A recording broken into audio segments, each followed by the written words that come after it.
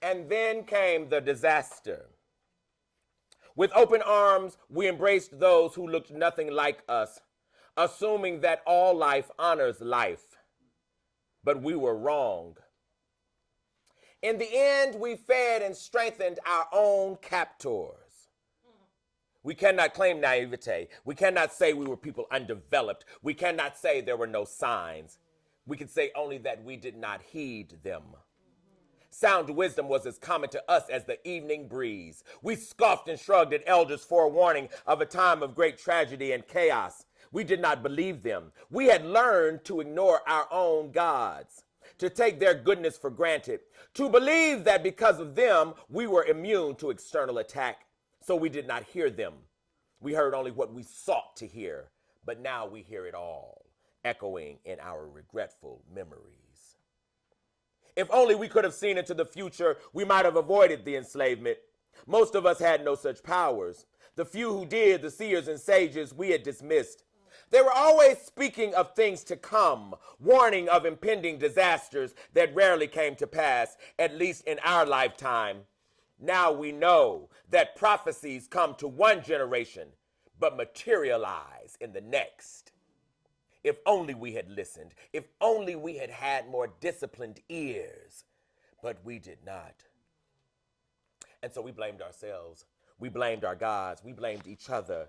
But really there was no one to blame. Only shame to bear. And pity. Yes, great pity. That a people so strong missed so many clues. The forest whispered it, the birds chirped it, the trees waved it, the antelope danced it, the tall grass swayed it, the lions roared it, the elders said it over and over and over. Beware! Seek not the thing you do not need. Greed destroys wisdom. Let just enough be enough. But we were too blessed. Our abundance suggested immortality, so we stopped searching for invisible things. Our mothers had worked so hard that we didn't have to. Our fathers had killed enough game that their sons hardly even knew the hunt. We didn't know then what we know now. A life of leisure destroys a child. When there's nothing to work for, there's nothing to gain, nothing to die for. So we Africans had to die that we might learn to live again. And that's what happened. We died. By the thousands and hundreds of thousands we died. We'd never seen such unjustifiable violence. Bloody bodies lying prostrate across the earth as if pleading for forgiveness. Those who survived did not mourn. There was no time. The loss was too great. We still have not mourned. We still have no time. We remember, yes, but we have not mourned. And so death came quickly. It came unannounced. It came cloaked in our own garb. It came white as clouds, smiling as if it loved us. Death came in the darkness of night while we were laughing and talking with ancestors. Death came in legions with guns and ammunition too powerful to battle. It came like the monsoon winds. Death came like a flood. It came with earth-shaking force we could not control. It came under the authority of nations we did not know. Death came with men whose absent wives benefited from their husbands' despicable behavior. Death came with men whose children would one day inherit their father's legacy of violence and wealth ill-gained. Death came to strip the land of its glory. It came to thousands and hundreds of thousands without sympathy for our loss. It came with impaled brutality. Death came to scatter children's blood-soaked bodies about the earth, thus fertilizing dry, yearning soil. But really, in the end, death came simply to teach us that we were brothers. And now we know. It was also devastating. But this was the coming. Some were taken by surprise. Some were killed on the spot. Some were taken in their sleep. Some were ambushed in the forest. Some were tricked into believing they were going for a walk. Some were caught off guard. Some were inebriated. Some were too lazy to fight. Some were busy settling communal affairs. Some were nursing wounds inflicted by spouses. Some were telling children bedtime stories of talking spiders. Some were beating drums to warn the rest of us, but most of us were not listening. And so when the drums fell silent, it was too late. Our destruction was complete. An entire village raised in one solitary cycle of the sun and moon. They destroyed our homes and forced our leaving. They bound us with chains of heavy iron. Elders rendered mute and lifeless. Babies deprived of life's knowing. All we could do was wonder. We did not speak. There was nothing to say. In those moments, we heard our elders' warnings and we understood. We knew they loved us now far more than we had understood before. But they could not hear our cries, our pleas of lament, not with the ears of the living. So one by one, they took us away. They took the farmers first.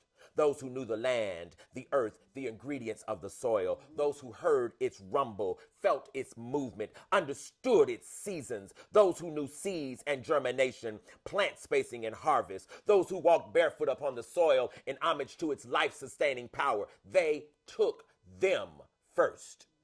It was no accident.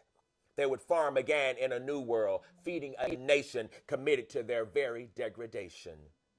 And then they took the healers. They were not hard to find. Most days, the healers lingered in the village, repairing bodies and minds too troubled to heal alone. They had learned from us the value of our healers. They knew that without them, we were weak, vulnerable people. If they took our healers, they must have assumed, they also took our ability to mend ourselves. And they were right.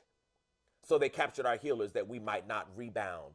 Villages of frightened, wounded people without medicine, men and women, would take centuries to restore. But they knew this. Their strategy was as calculated as the hyena's attack.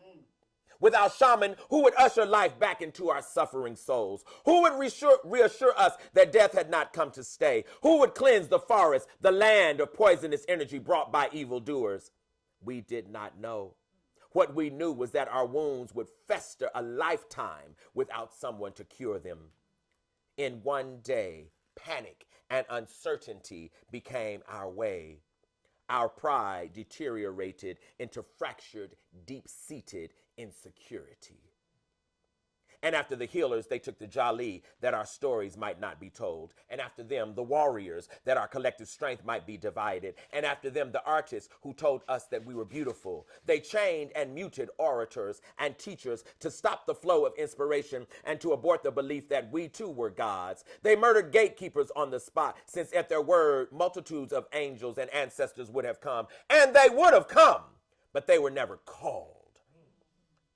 And finally, they slaughtered those whose gifts were less visible, although to us no less valuable.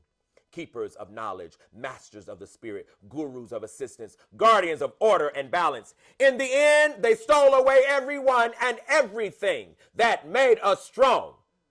But it was all because when we sounded the drums, most of us were not listening.